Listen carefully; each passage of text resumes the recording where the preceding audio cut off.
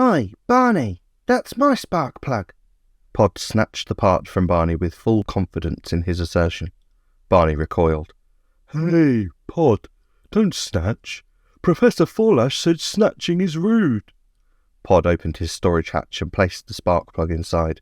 Yes, Barney, but the professor also said that stealing is rude too, and so, in actuality, you were rude first. Barney threw his arms wide in indignation.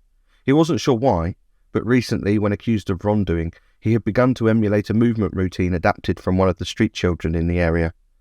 Actually, Pod, that spark plug was one I found on the floor, in which case I believe it falls under the find-a-keeper protocol.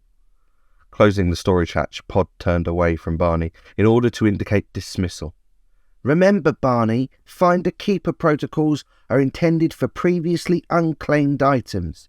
This spark plug was claimed, and besides, the professor said that we must stop basing new protocols and routines on the children.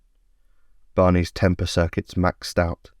Well, Pod, the professor can kiss my butt.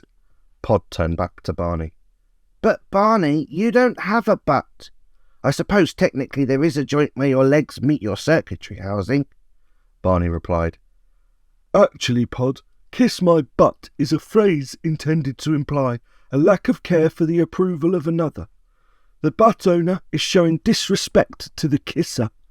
Still confused, Pod thought for a moment before changing the subject.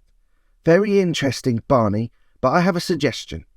Rather than any kissing of butts, why don't we head to the scrapyard and see if we can find a spark plug of your own? Barney's antennae spun happily. Yes, Pod, that sounds like a wonderful idea.